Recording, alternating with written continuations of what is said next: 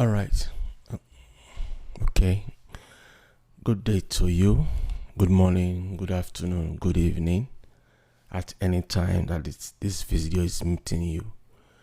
I want to thank God for your life. It's me, Eric, and I'll be your instructor once again for this next class of our piano practice. It's been a while. I want to quickly say that if you have not gotten to this class yet, you can go back and get the other links to previous classes. But for the sake of refreshing, I would like to just in 2 or 3 minutes go all over what we have done from class 1 to this class 5. We started off by saying for you to be a professional keyboardist or pianist, you must know your scales. And we have taken the initiative to use the key of C major scale to do our teachings. So the first class we talked about the scale of C major on both left hand, right hand, and then both together. So on the left hand we said that it is all 5 and then the 3 repeated. So we have 5, 4, 3, 2, 1, 3, 2, 1. Then on the right hand we said that it is first 3 then all 5. So we have 1, 2, 3, 1, 2, 3, 4, 5. So that gives you all 8 notes on the diatonic scale of C major. So all together we have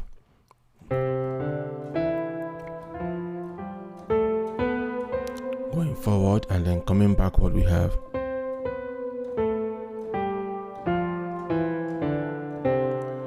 so that's all we did. We went deeper to give the relationship between each of the notes and all that, so you can go back to the video and then get it. Then we move on to the next class. We look into triads, and in our triad class we went into majors. We said that on the diatonic scale of C major we have 3 majors: C, F, and G. C, F, and G.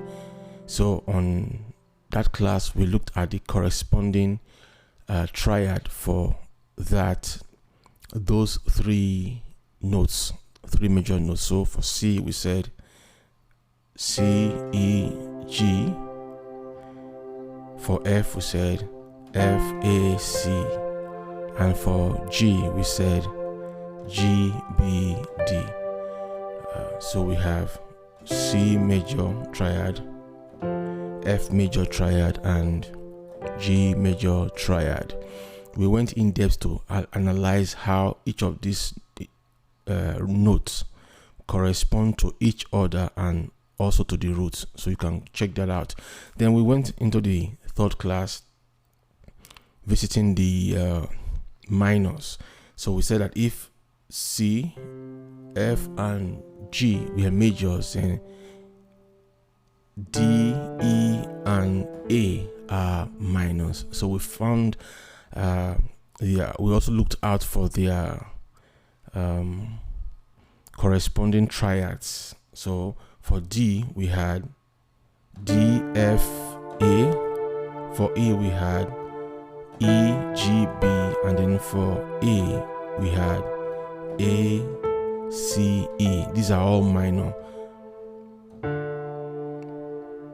Minor second D, D, F, A. Minor third E, B, G, and then minor 6 A, C, E.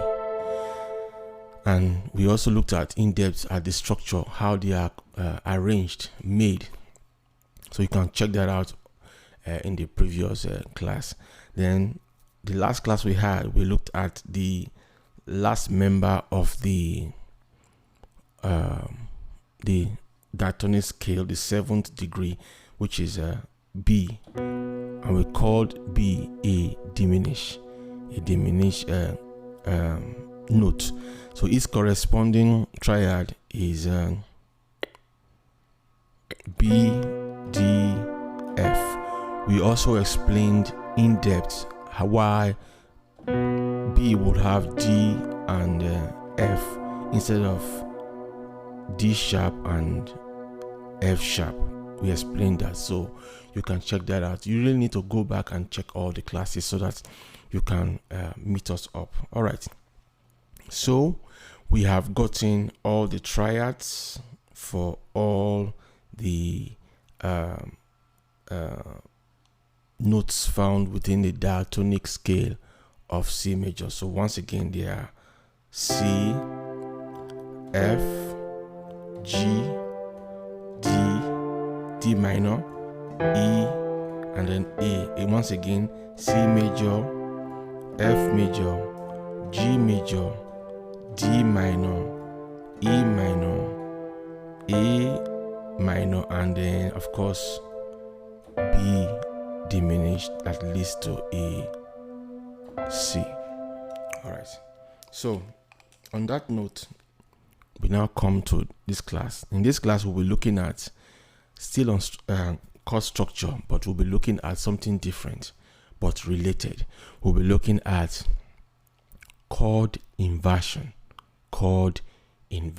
and we will be delving into the major, once again, the major chord inversion. So this chord inversion class will be splitted into two.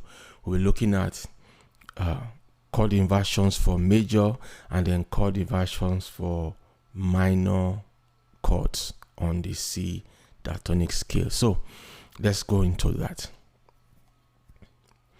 All right, so knowing that we have agreed that this is C major this is C major, and this is F major, and this is G major.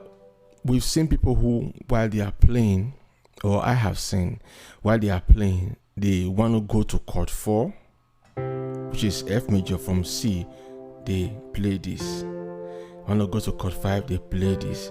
Now, this seems too far from the beginning, which is C. It seems too far, and based on tempo, one could make a mistake and then you wouldn't get the chord right. It is on that ground that the terminology inversion comes in, so that one can have easy play while you are playing. You can have easy play, because if you keep jumping around, you see, you could make mistake invariably. So inversions are actually nothing different from what we've been playing. Inversions are actually just repeating the triads in different forms, and in that form, what we mean there is we are moving part of the notes that forms the triad either upwards or downwards, whichever one we want to look at. Now for C, this version of C is actually called the root version. It is not first inversion. It is not first inversion,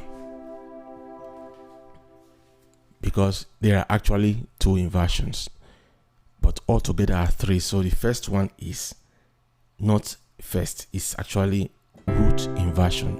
A lot of people say first inversion. This is not first inversion, this is root inversion. Root in the sense that it starts with the C altogether. It starts with the C altogether, so it's root inversion. Now, if we're going to play the first inversion, what we need to do is to take this root, which is the first member of the triad, take it upwards. Because if you look at the structure of the keyboard, there is 2 here, there is 2 here, there is 2 here. In our first class, I actually mentioned it, that there is a repeated sequence. What you have here is what you have here, and so on and so forth. So every white note before any two black key is usually a C, but on different degree and pitch. That's just all. So in this class, while we are playing this root version, for us to get the first inversion of this root version, we simply move this one C to the next C there. So it becomes, hope you can see it, becomes, if you bring it backwards, it becomes,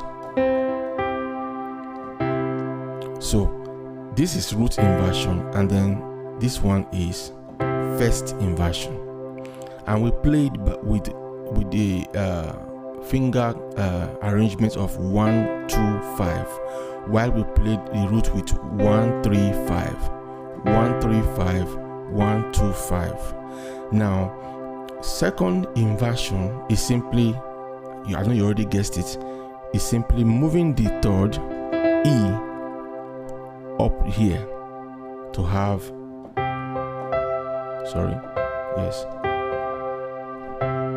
finger mode is 1 3 5. So we'll go again. Root inversion 1 3 5. First inversion 1 2 5. Second inversion 1 3 5 1 3 5. So we have root inversion, first inversion, second inversion for C major. Now it's the same thing for F. F, we have root inversion, F A C 1 3 5. Move this upward to this place here, to this upper F.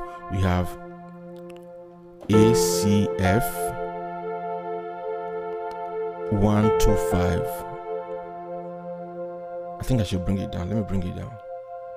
Let me bring it down here. Okay. So we have this. So we have 1 3 5 F A C. So for our first inversion, we take this over to this place, which is F to an upper F. So we have A C E 1 2 5 1 2 5. Then if we move this forward to this place, we now have C F A. They are all the same. See, they are all the same all together. So we have this. There's no third inversion because that will be repeating the root, so it stops here. So we have this, and this. For C, we have this, C E G C G C E. Then for F, we have F A C F, and then C F A. Same thing for G. G, we have G B D. We move this to this place. We now have B D G 1 2 5. We move this forward to this place. We now have D G B 1 3 5. So all together we have C F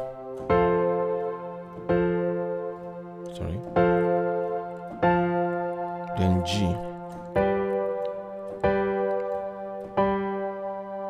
then C again.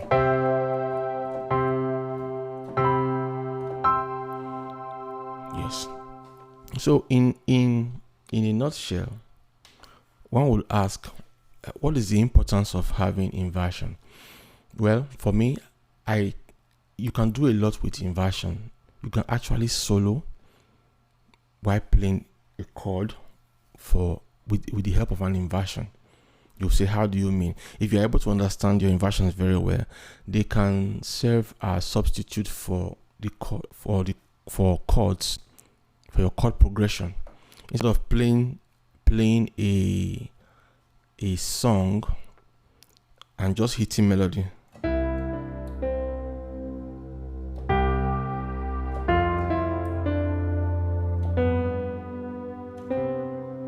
you can actually use inversions, major inversions, to actually play that melody. How do I mean? You can actually play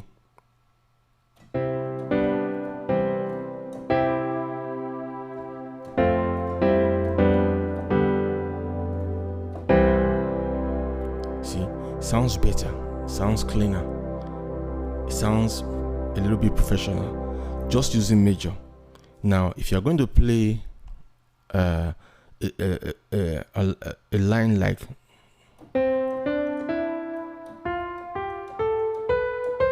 I tell you, it's very easy. You can play chord 1, chord 5, chord 1, chord 4, chord 1, chord 4, chord 5, chord 1. So you have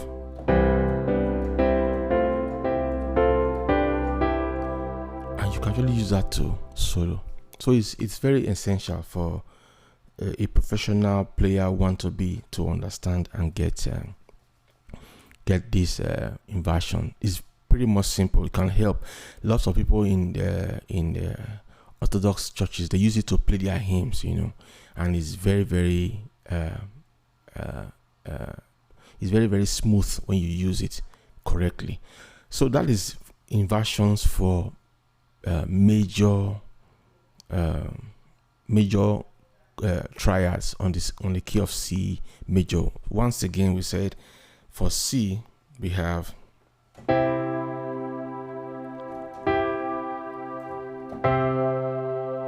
for F we have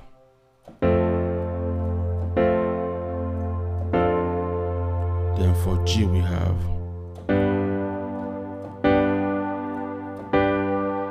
then C again.